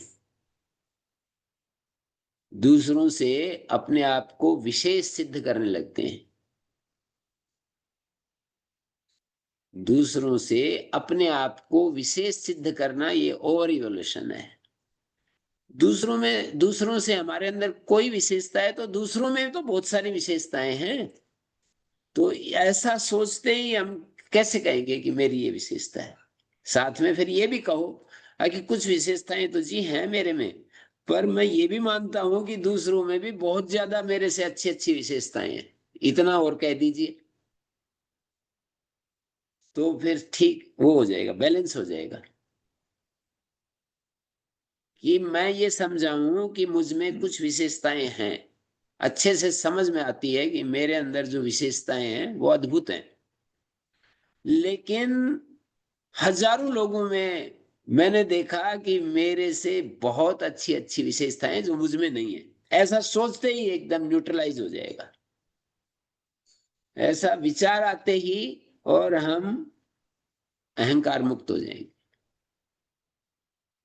अपनी विशेषताओं को देखते रहते हैं, दूसरों की विशेषताओं को देख नहीं पाते, तो इसलिए फिर अहंकार आ जाता है। अहंकार मुक्त होने के लिए अपनी विशेषताओं के साथ दूसरों की भी विशेषताएं दिखें जो मुझ में नहीं है। मैंने किसी एक प्रसिद्ध व्यक्ति को ऐसे बोल दिया तो उसको बहुत परेशानी हुई। मैंने कहा जी आप तो बहुत महान है, ये तो ठीक है, पर कुछ चीजें ऐसी हैं जो मेरे पास हैं, वो मुझे तो कहीं दिखाई नहीं देती। बड़े व्यक्ति ये वाणी सुनना पसंद करते हैं कि आप बड़े महान हैं, आपके अंदर सबसे ज्यादा विशेषताएं हैं। उसका जो अगला पार्ट है ना, वो यदि बोल दिया कि आप में जो महानता है वो अद्भुत है, लेकिन हम में जो महानता है वो भी अद्भुत है, इसको पसंद नहीं करते। हमारे अंदर जो महानता है और तीसरे व्यक्ति में जो महानता है वो भी अद्भुत है, चौथे व्यक्ति में महानता है, ऐसा कहते ही खत्म हो जाती है उनकी कहानी। वे नाराज हो जाते हैं कि ये हमारा अपमान करते हैं, ये हमको पसंद नहीं करते, ऐसा हो जाता है। तो हमें जीवन की एक दृष्टि, समझ, अंडरस्टैंडिंग, इसी को विजडम कहते हैं, इसी को विज्ञान कहते हैं। सही अंडरस्टैंडिंग, राइट अंडरस्टैंडिंग, और ये जो भाव होते हैं, राइट फीलिंग्स, करुणा का भाव, प्रेम का भाव, उनको हमें अपने साथ जोड़कर देखना चाहिए। कहाँ कहाँ मेरे भावों में कमी है। मैं खोज अपनी कह रहा था ना, तो अपने भावों की, अपनी फीलिंग्स के बारे में खोज करना कि कहाँ कहाँ मैं लीकेज है। अपना प्रेम, अपना करुणा, अपना दया, अपनी सहानुभूति, अपना वात्सल्य, अपना सहयोग, कहाँ कहाँ मैं नहीं, कहाँ कहाँ मैं एक बैरियर बना लेता हूँ, कहाँ नहीं मैं कर पाता हूँ। तो ये सारी बातें हैं। तो आपको, हाँ जी। तो हमें ईगो, अहंकार यानी ईगो, ईगो थोड़ा होना चाहिए तो अपलिफ्ट अस, राइट। थोड़ा है कि मैं कर सकती हूँ, और कोई हमें नीचा मानना चाहे, नॉट मानना चाहे बट बताना चाहे कि मैं ये नहीं कर सकती, तो मुझे मेरा थोड़ा ईगो होना चाहिए ताकि मैं कर सकूं। वो तो मैंने बोल ही दिया। टू टेल देम कि no I can do it. So ego तो नहीं है, बट थोड़ा मुझे मेरे कॉन्फिडेंस, राइट। वो तो एक विश्वास की बात है। और मैंने ओवर इवेल्यूशन, अंडर इवेल्यूशन की जो बात कही, तो अंडर एस्टिमेट नहीं करना है अपने को। और ये तो महापुरुष कहते भी हैं, ego is the helper, ego is the bar. है, ईगो हेल्प तो करता ही अपलिफ्ट के लिए, पर यदि हम थोड़ा सा अपलिफ्ट कर बैठे तो, थोड़ा अपलिफ्ट हो गए तो ईगो बार हो जाता है। फिर उस अपलिफ्टमेंट को हम अपना मैं के साथ जोड़ देते हैं तो वो बार हो जाता है। हम नीचे खड़े हैं तो मैं ऊपर जा सकता हूं, मैं जा सकता हूं, ये तो ईगो तो है, लेकिन हमारे द्वारा जो किया जा सकता है उसके, उसको हम स्वीकार कर रहे हैं, उसको हम हीन भावना से अपने आप को मुक्त कर रहे हैं। हीन भावना, अहम भावना, हीन भावना से मुक्त करने के लिए कि नहीं मैं इस काम को कर सकता हूं, करने के बाद जो अहम भावना है उससे भी अपने को मुक्त करना है कि ये तो देवताओं की, भगवान की, बड़े महान पुरुषों की, माता पिता की, गुरुजनों की, शास्त्रों की। और मैंने कहा कि प्रारब्ध को ही ले आओ बीच में, ये तो प्रारब्ध के कारण सब कुछ हो रहा है। प्रारब्ध तो हमारा ही होता है, लेकिन इसमें भी अहंकार पीछे चला जाता है कि भाई अपना कोई प्रारब्ध है जिससे कि ये सब हो रहा है। प्रारब्ध हमारे ही कर्मों का परिणाम होता है, हमने किया होता है वही होता है, लेकिन आप प्रारब्ध का नाम लेंगे तो अहंकार तो पीछे हो जाता है कि भाई कोई प्रारब्ध है, ये हो रहा है बस, तो अहंकार नहीं है ये। मैं ऐसा कर रहा हूं तो अहंकार, और प्रारब्ध देखो कुछ करवा रहा है, ठीक है। तो ये सारी बातें हमने की हैं। अब ज्यादा तो अब आप आगे, मतलब मैं तो चलाता रहूंगा, फिर आप, मैं तो सुनाता रहूंगा, फिर आप कहोगे कि ये तो अब अच्छे आज फंस गए हैं। जी मुझे एक प्रश्न, ओम गुरुजी। हाँ मुझे जी। भी पूछना था। अगर मुझे ऐसा लगे कि मुझे किसी ने हर्ट किया है, उस इंसान को लगे कि उन्होंने मुझे हर्ट नहीं किया है, तो उस टाइम पे हमें किस तरह से वो बात डील करनी चाहिए? उससे बात करनी चाहिए, या ऐसा लगे कि बात करने से ज्यादा झगड़ा होगा या आर्ग्यूमेंट होगा तो वो बात को बंद कर देना चाहिए या बात करनी चाहिए? हमें ऐसा लगे कि किसी ने हमें चोट पहुंचाई तो अपने भीतर जाकर के बात तो हम उस समय ना करें, लेकिन अपने अंदर के दोष को पहचाने कि मैं क्यों चोट, मैं क्यों आघा वो हर्ट हुआ, क्यों हर्ट हुआ, पता चलेगा अहंकार के कारण। उस समय तो बात नहीं करनी चाहिए क्योंकि उस समय कोई अर्थ नहीं है। बीमार आदमी कोई दवा, बीमार आदमी कंफ्यूज रहता है, वो दवा नहीं मिलेगी उसको। हर्ट हुए हैं उस समय हम बीमार होते हैं, तो बीमार हालत में, रोगी हालत में हम उपाय नहीं कर सकते। स्वस्थ हालत में उपाय, तो स्वस्थ हालत में हम कहेंगे कि ये अहंकार था जिसके कारण तू हर्ट हुआ है। और भाई दूसरा के ऊपर मेरा अधिकार थोड़ी है, वो तो कोई भी कुछ कर सकता है, उसकी अपना जीवन है, उसका अपनी स्वतंत्रता है, किसी ने कर भी दिया। अम, मुझे ऐसा दिखाई देता है।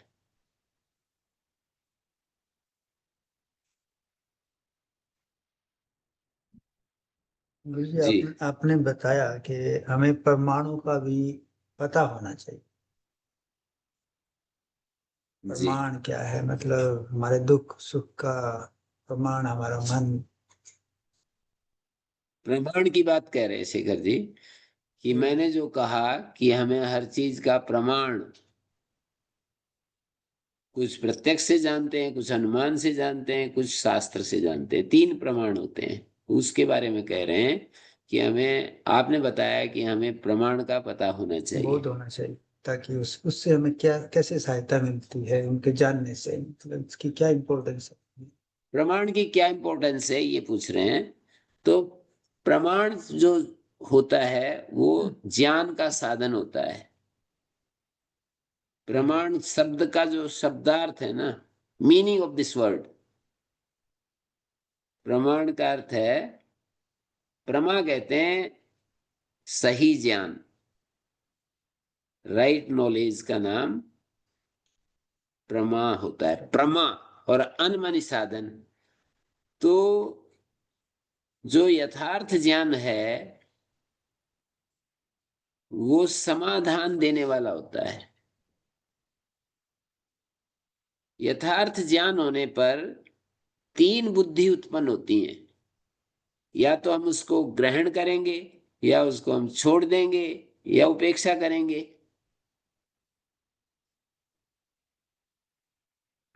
किसी चीज के प्रति हमारा यथार्थ ज्ञान हो गया, यथार्थ ज्ञान हो गया कि ते तो बहुत ज्यादा सुख देने वाली चीज है, तो उस नियम को, उस व्यवस्था को, उस वस्तु को हम स्वीकार कर लेंगे। और प्रमाण से ये हो गया कि ये आदत, ये हैबिट, ये विचार, ये दृष्टि ठीक नहीं है, तो उसको छोड़ देंगे। जैसे अहंकार के बारे में ज्ञान हो गया कि तू अहंकारी है, और अहंकार सारी प्रॉब्लम्स की root of all the problems, ego is the root of all the problems, ये समझ में आ गई तो प्रॉब्लम में हम क्यों जिएंगे, उसको छोड़ देंगे। या कभी कभी छोड़ो उसको, उस पर क्या विचार करना, उपेक्षा कर देंगे, इग्नोर कर देंगे। हाँ जी, एक दो बार अगर छोड़ सकते हैं, हर बार तो नहीं छोड़ सकते ना। पर जैसे अग्नि में हाथ डालने से ये पता चल गया कि ये जलाती है, तो हम हर बार छोड़ते हैं उसको।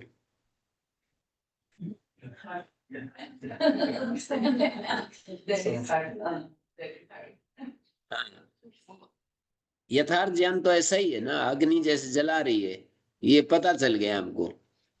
तो ऐसे ही अभी यथार्थ ज्ञान की कमी है। यदि हम किसी चीज को, दुख देने वाली चीज को सुख देने वाली समझ लिया, तो ये यथार्थ ज्ञान का अभाव है। प्रमाण हमने ठीक प्रयोग नहीं किया। कि एक एक बात आती है कि जैसे जब हम गलत समझते हैं, तो चार शब्द मैं आपके सामने रख रहा हूं, चार शब्द। एक होता है प्रमाता, एक होता है प्रमाण, एक होता है प्रमेय, और एक प्रमा। प्रमाता कौन होता है? अंग्रेजी ट्रांसलेशन कीजिए दर्शन के लिए। जानने वाला, the knower. The knower, the knower. तो वो नो सका, ओ द नोअर। और द प्रमाण होता है the proof. Instrument of the प्रमा, right knowledge, instrument of my right knowledge. और प्रमेय होता है knowable, which we want to no.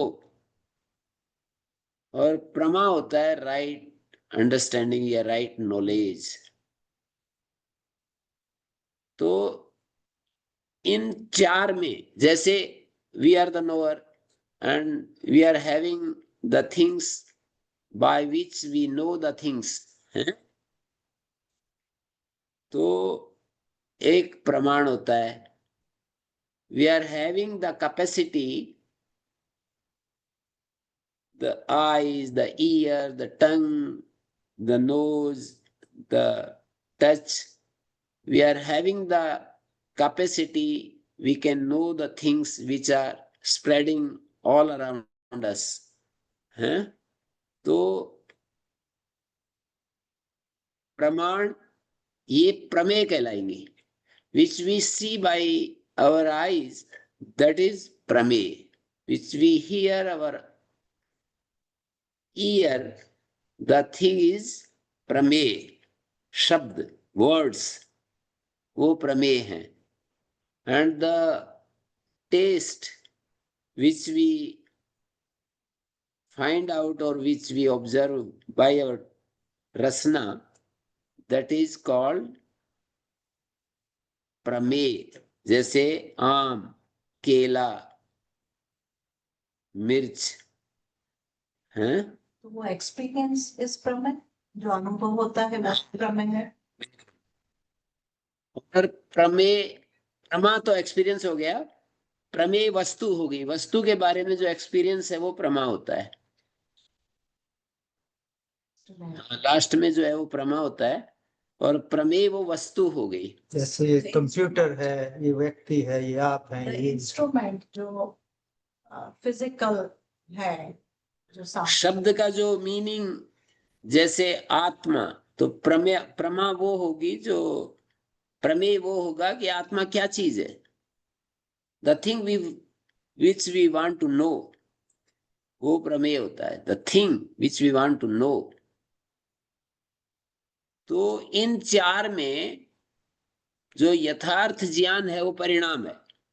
इन चार में कौन सी चीज है जो गड़बड़ होती है, और उस गड़बड़ होने से हमारा आचरण भिन्न हो जाता है। प्रमाता है, प्रमाण है, प्रमेय है और प्रमा है। इन चार में कौन सी चीज है जो गड़बड़ होने से सब कुछ गड़बड़ हो जाता है? प्रमाण गड़बड़ होता है तब ये सब कुछ गड़बड़ होता है। तो ये बोल रहे थे ना, पूछा था इन्होंने कि प्रमाण की क्या महिमा है, प्रमाण को क्यों हम इतना महत्व दे रहे हैं। तो मैंने कहा कि प्रमाण ठीक हो तो सब कुछ ठीक होगा, यथार्थ ज्ञान होगा। जो दुख देने वाली चीजें हैं, जैसे गुस्सा है, प्रमाण से हमने जान लिया दुख देता है। प्रमाण से जान लिया कि हमारा पुनर्जन्म होता है, प्रमाण से जान लिया संस्कार होते हैं, प्रमाण से जान लिया कि हम अपने कमजोरियों को और कम कर सकते हैं, प्रमाण से जान लिया कि हमें ये करने के काम है, ये नहीं करने के काम है। प्रमाण से जान लिया कि इस अस्तित्व में परमात्मा भी है, आत्मा भी है। तो उससे हमें लाभ क्या होगा? जिसके बारे में जाना है उससे जो लाभ मिलना चाहिए वो हमें मिलेगा, और जिसको जाना है वो व्यर्थ चीज है तो वो छूट जाएगी। प्रमाण से किसी चीज की सार्थकता और व्यर्थता, क्या शब्द होते हैं? सार्थकता मानी उसका, यूटिलिटी, उसकी यूटिलिटी, उसकी उपयोगिता, सार्थकता, और अच्छा कोई शब्द हो तो बोलिए। और व्यर्थता मानी उसका, है not use, unused, not use, not useful, not useful, not useful, not useful, not use, not useful, useful and not use, हाँ, यूजफुल नॉट यूजफुल। सार्थकता यूजफुल। तो प्रमाण से हम यूजफुलनेस और नॉट अनयूजफुलनेस को जान लेते हैं। तो फिर जिसको हमने जाना, जैसे माता जी ने कहा उन्होंने कि भाई एक बार तो जान लेते हैं, फिर वो वापस किसी दुखदाई चीज को दुखदाई समझ लिया और बाद में फिर वो सुखदाई दिखाई देने लगती है, तो अभी यथार्थ नहीं जाना है। फिर वो हमको सुखदाई दिखाई देने लगी, जिसको दुखदाई समझा था वही सुखदाई समझने लगते हैं। तो अभी यथार्थ जानने में कमी रह रही है, और ज्यादा जानना चाहिए। अंडरस्टैंडिंग स्पष्ट नहीं हुई है, अभी क्लियर नहीं है, तो उसको और अंडरस्टैंडिंग को प्योरीफाई करना चाहिए। जब अंडरस्टैंडिंग प्योरीफाइड हो जाती है, बिल्कुल एकदम क्लियर हो जाती है, तो ये उसका उदाहरण बनेगा जो मैंने दिया अग्नि का। अग्नि जलाती है, ये हमारे को बिल्कुल क्लियर अंडरस्टैंडिंग है। उसके लिए निरंतर विचार करना, निरंतर उसके लिए अपने अपने भीतर अहंकार को, क्रोध को, विकारों को व्यर्थ समझना, और इनसे हमको दुख मिलता है, इनसे हमें अज्ञान पैदा होता है, इस और अनंत अज्ञान, अनंत दुख आता है इन सब विकारों से। ये बात समझनी होती है। आप कहते हैं कि दुख, लोभ, लालच, ईर्ष्या, द्वेष, इनसे कैसे बचें, अहंकार से कैसे बचें? तो मैं ये कहूंगा कि दुख, अज्ञान, लोभ, लालच को ठीक से यदि समझ लिया कि ये व्यर्थ हैं,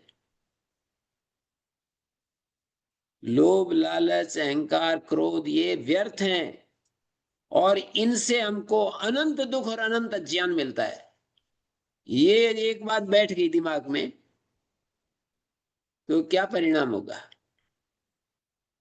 करेंगे, छोड़ दो। फिर छोड़ ही देंगे कि अनंत दुख चाहते नहीं ना हम। एंडलेस मिजरी और एंडलेस इग्नोरेंस हमारे को प्राप्त होगा। दो चीजें ऐसा अनुभवी लोगों ने बताया कि जब हम विकारों में रहते हैं, किसी भी विकार में रहेंगे हम, तो उसमें दो चीजें मिलेंगी, एंडलेस मिजरी और एंडलेस इग्नोरेंस। तो हम मिजरी तो हमारा मांग नहीं है, स्वभाव नहीं है कि हम मिजरी में जिए, किसी का भी स्वभाव नहीं है, ह्यूमन बीइंग्स नहीं, दूसरे प्राणियों का भी स्वभाव नहीं है। दूसरे प्राणियों में अज्ञान में रहे ये उनके अंदर नहीं है, पर दुख में ना रहे ये तो उनका भी स्वभाव के भी मांग है। मनुष्य में दो चीजों की मांग है कि मेरे को समझ सही हो, दुख ना हो। उससे अच्छा छोड़ दे। हाँ, जिस चीज से दुख आता है और अज्ञान आता है उसको छोड़ देना, ऐसा ही करते हैं हम, स्वभाव तो ऐसा ही करते हैं। तो समझ से छोड़ना है, राइट? तो समझ से समझे फिर छोड़, तो इजीली छोड़ सकते हैं। हाँ, समझ में यदि आ जाती है कि ये दुख दे रही है चीज, इससे दुख आ रहा है, तो उसको इजीली छोड़ सकते हैं। कई बार लेकिन अपना हम्म। कई बार क्या होता है कि आदत ऐसी होती है कि आदत जो है, हम आदत ऐसी होती है कि तात्कालिक सुख देखती है उसमें, इंस्टेंट सुख देखती है उसमें। किसी व्यक्ति ने अपना अहंकार दिखाया तो हमारा भी अहंकार सक्रिय हो जाता है कि ये व्यक्ति तो सिर पर ही चढ़ता आ रहा है। तो हम ये भूल जाते हैं कि हम ये भूल जाते हैं कि तू इसके साथ उलझेगा तो और ज्यादा दुख आएगा। अपने विकारों को दूर करना मेन क्या प्रयत्न करना चाहिए? ये कितनी अच्छी बात पूछी बूढ़ी माँ ने। अपने विकारों को दूर करने के लिए क्या प्रयत्न करना चाहिए, तो इसका उत्तर एक शब्द में ये कहूंगा कि विकार हमें दर्द, पीड़ा, दुख, कष्ट दे रहे हैं, इसका बोध पैदा होना चाहिए। और अच्छी चीज का भी यही उत्तर है, किसी शांति का, संतोष का, सहजता का, निर्विकारता का को प्राप्त करने के लिए हमें क्या प्रयत्न करना चाहिए, तो कहूंगा उसकी प्यास हमारे अंदर पैदा हो जाए कि भाई मेरा जीवन की सार्थकता इसी में है कि मेरे जीवन में ये सारी चीजें आ जाएं। तो यदि हम किसी चीज के लिए भूखे हैं तो उस भूख को इतनी तीव्र बना दें कि उसके बिना मेरे को काम नहीं चलेगा। संसार में जब गाड़ी के बिना काम नहीं चलता तो गाड़ी घर में आ जाती है, मकान के बिना काम नहीं चलता है तो मकान बन जाता है, शादी के बिना काम नहीं चलता तो शादी हो जाती है। हैं? फोन के बिना काम नहीं चलता तो फोन आ जाता है, कंप्यूटर के बिना काम नहीं चलता तो कंप्यूटर आ जाता है। तो जिन चीजों के बिना काम नहीं चलता वो चीज आ जाएगी, और जिन चीजों से काम हमारा बाधित होता है, या जिन चीजों को अनावश्यक समझते हैं, यूजलेस समझते हैं। तो मैं वहां नॉर्वे में गया था, तो उन्होंने बताया कि यहाँ जिस चीज को वो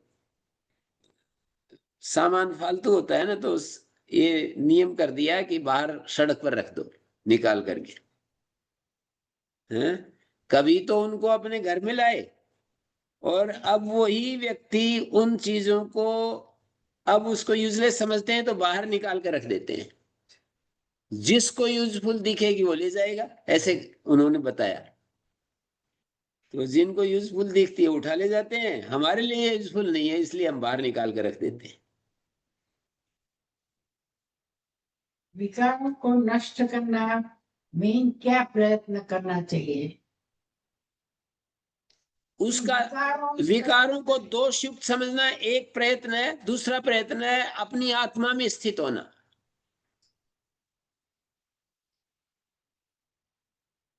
हर विकार के लिए, हर समस्या के लिए समाधान है। बुद्धि के द्वारा उसका दोष समझना ये एक स्टेप है। दूसरा स्टेप है बुद्धि से परे जो आत्म तत्व है हमारे भीतर, उसमें जाकर के स्थिर हो जाना।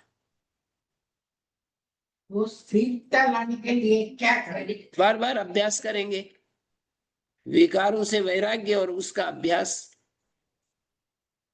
ऐसे तो प्रवचन सुने तो मालूम पड़े, हैं? ऐसे आप जैसे के प्रवचन को सुनेंगे तो मालूम होगा, घर बैठे तो नहीं मालूम होगा। ये तो सत्संग ये तो पक्का है जी। मेडिटेशन करते हैं तो उससे विकार खुद ही समाप्त हो जाते हैं या हमको फिर भी काम करना पड़ता है? नहीं, विकारों को समाप्त करने के लिए विकारों का दोष युक्त दिखना तो चाहिए ना। बुद्धि से देखेंगे, वो किसी शास्त्र वचन से देखेंगे, अपने एक्सपीरियंस से देखेंगे, किसी के समझाने से देखेंगे। ये तो दिखना चाहिए कि विकार दोष युक्त हैं, इनसे हमारे को कष्ट हो रहा है। ठीक है, इसी का नाम वैराग्य है। विकारों को दोष युक्त देखने का नाम ही वैराग्य है। इस वैराग्य का अर्थ ये नहीं है कि ये वस्त्र धारण करना।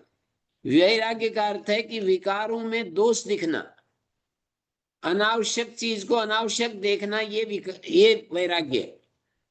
जो व्यर्थ लक्ष्य से विरोधी है, मेरे लक्ष्य से ये विरोधी है, इस बात को देखना ही वैराग्य है। लक्ष्य से विरोधी है, इस बात को देखना ही वैराग्य। एक बहुत ही, हमें गाड़ी प्लेन पकड़नी है, एरोप्लेन पकड़ना है, और वो बहुत ज्यादा महंगी टिकट लेकर के हमने वो टिकट बुक करवाई। रास्ते में कोई आश्चर्यजनक कुछ घटना कोई दिखा रहा था, खेल दिखा रहा था। तो उस समय और टाइम बहुत ही ज्यादा ऐसा था कि इतने समय पर भाग करके ही पहुंच पाऊंगा मैं। तो वो लक्ष्य के विरोधी हो रहा है ना, वो बहुत आश्चर्यजनक भी है, तो भी उसको हम देख छोड़ देते हैं। यही वैराग्य है। और उस पर दृष्टि जमाते हैं। तो उस पर दृष्टि जमाने का नाम अभ्यास है। लक्ष्य पर दृष्टि जमाने का नाम अभ्यास, और लक्ष्य विरोधी को छोड़ने का नाम वैराग्य। और अभ्यास और वैराग्य सम्मिलित साधन हमें आत्मा में पहुंचा देते हैं। तो उसमें तो प्रारब्ध भी आएगा ना, प्रारब्ध रहेगा तो भी तुम लक्ष्य पे नहीं जा पाओगे, वैराग्य भी नहीं पाओगे। नहीं, प्रारब्ध तो है, प्रारब्ध तो है, पर प्रारब्ध पुरुषार्थ से बना है। तो अब जो प्रारब्ध है वो पिछले पुरुषार्थ से बना है, तो अभी काम करेंगे। ये बात अलग है कि प्रारब्ध के विपरीत प्रारब्ध के चलते पुरुषार्थ ज्यादा नहीं होता, लेकिन किया हुआ काम कभी व्यर्थ नहीं जाता। अभी हम पुरुषार्थ करेंगे वो व्यर्थ नहीं जाएगा, वो फिर जुड़ जाएगा।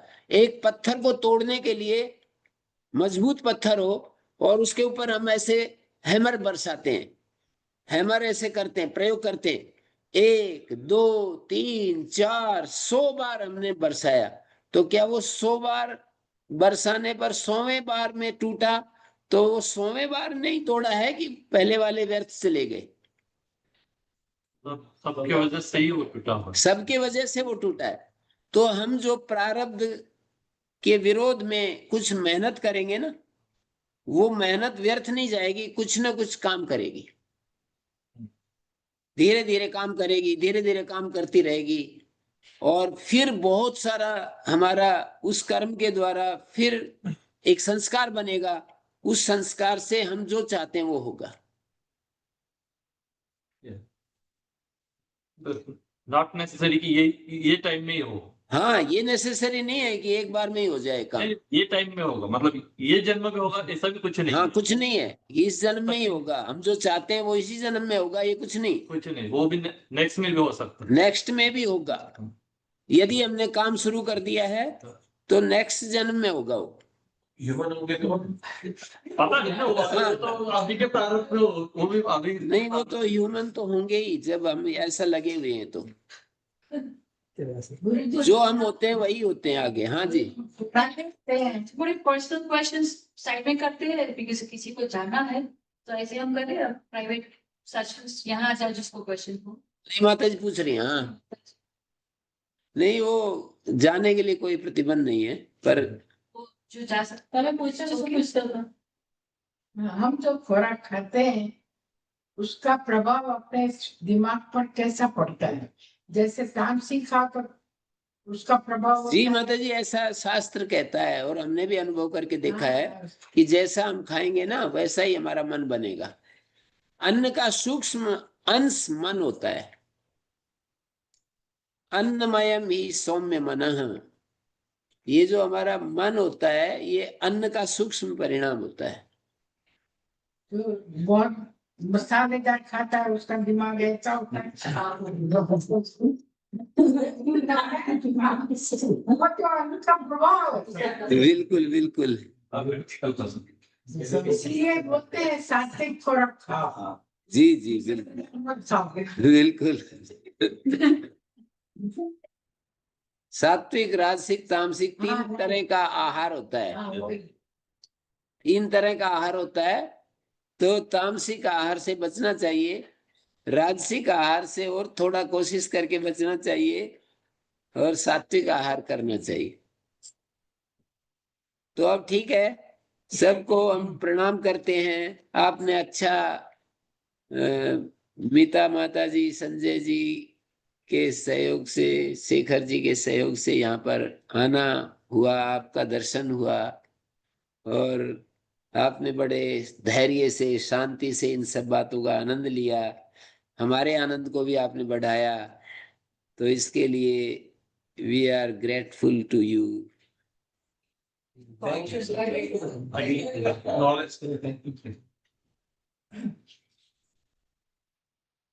कंटिन्यू, जिसको क्वेश्चन कर दो, हम यहाँ पर हुआ अपना नहीं होता, पचाया हुआ अपना होता है। ये यूं कह रहे हैं, अब हम पचाएंगे।